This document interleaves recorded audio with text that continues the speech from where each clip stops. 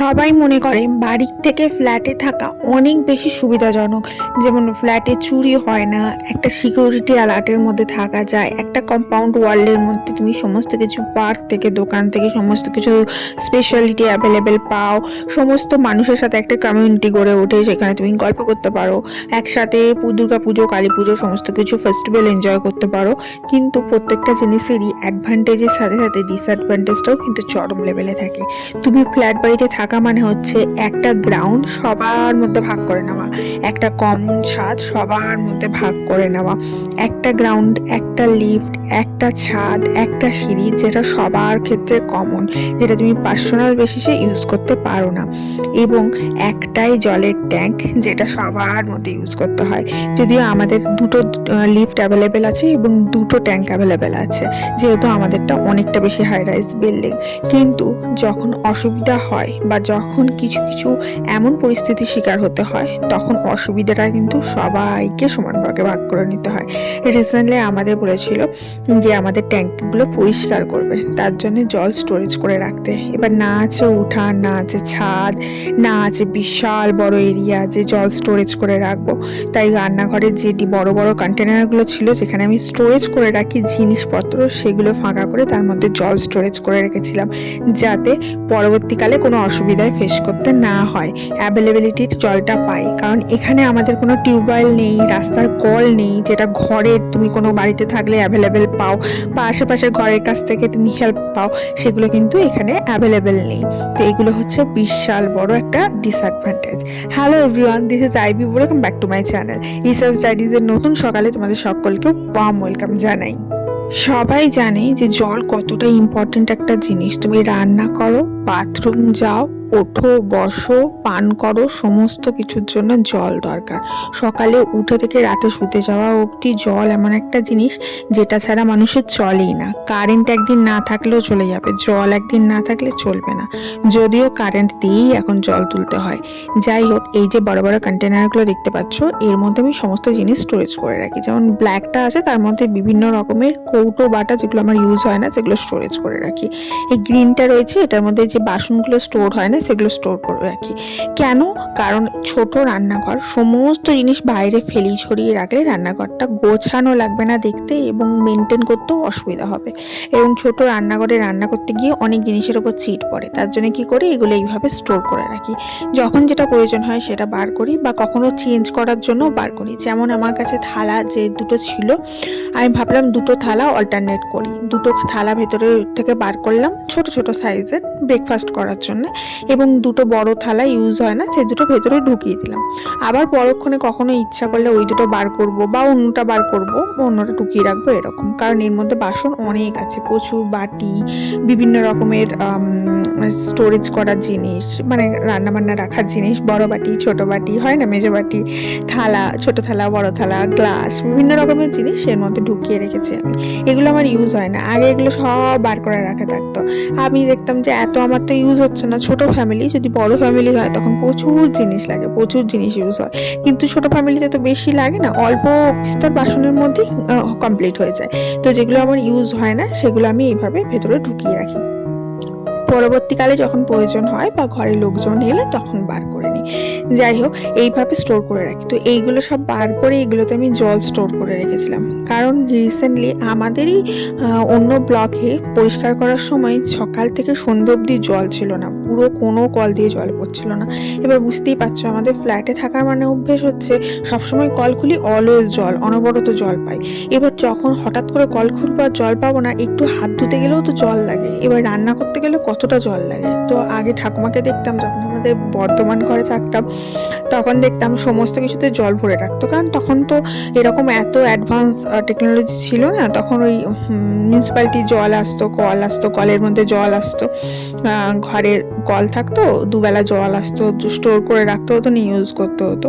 তো ওরকমই আমি কুকারের মধ্যে, বাটির মধ্যে, সসপ্যানের মধ্যে সমস্ত কিছুতে জল স্টোর করে রেখেছিলাম।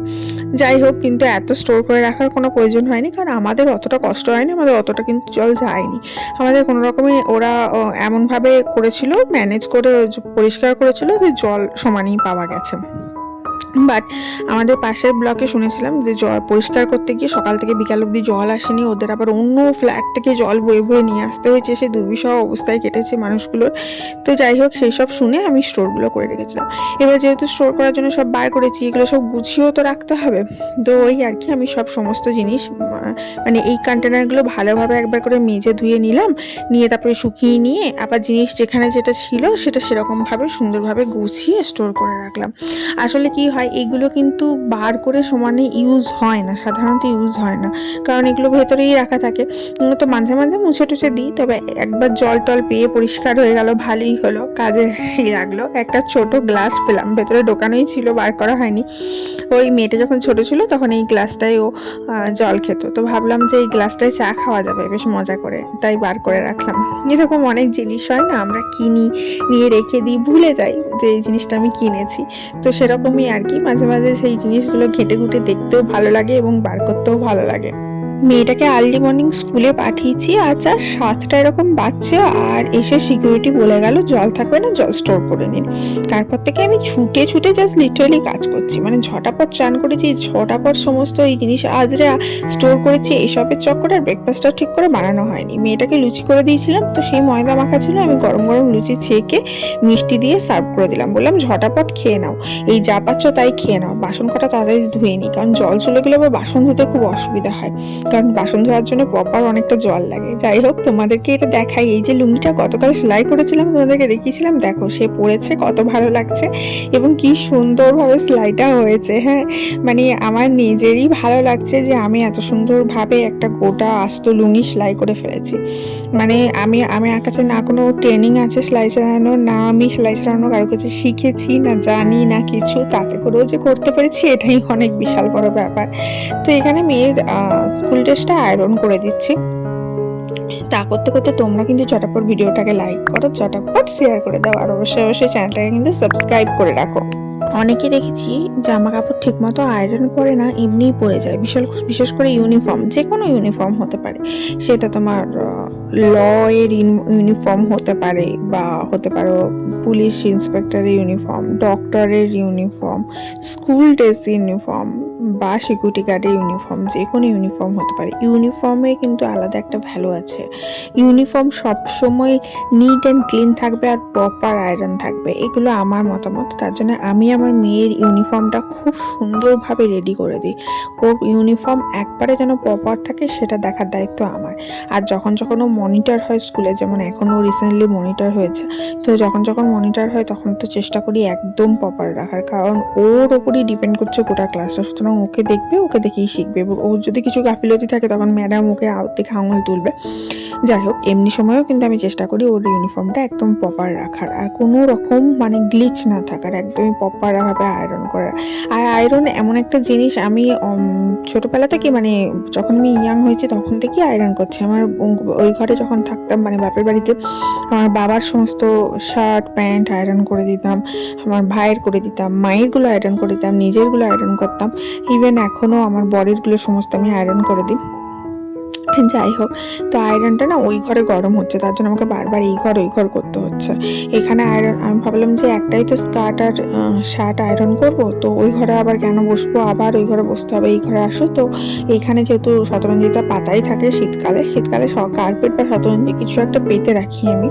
তো যাই হোক, আমি এখনো কার্পেটটা বার করিনি, কারণ অতটা ঠান্ডা পড়েনি। আর দেখেছো তো এবারে ঠান্ডাটা কিরকম হয়েছে, কখনো খুব ঠান্ডা পড়ে যাচ্ছে, আবার কখনো গরম পড়ে যাচ্ছে।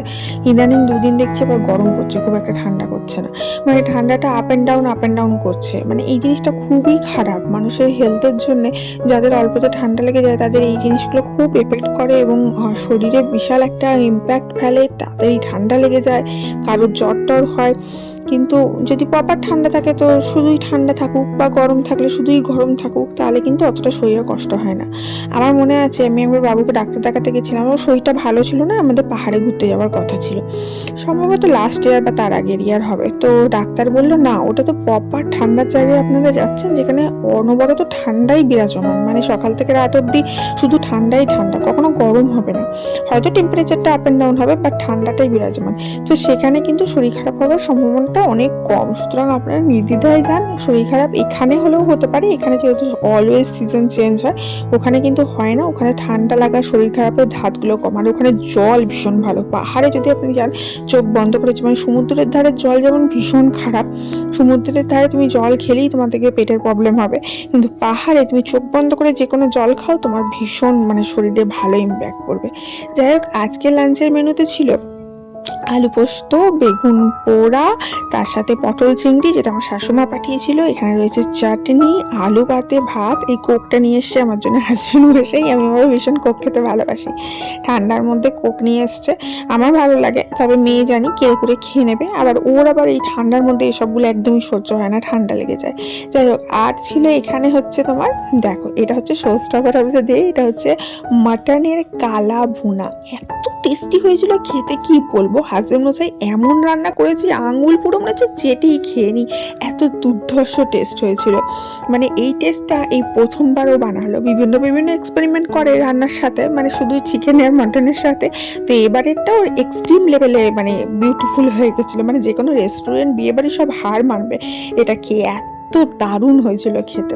আর মাটনটা ছিল একদম ফ্রেশ আর খুব ভালো।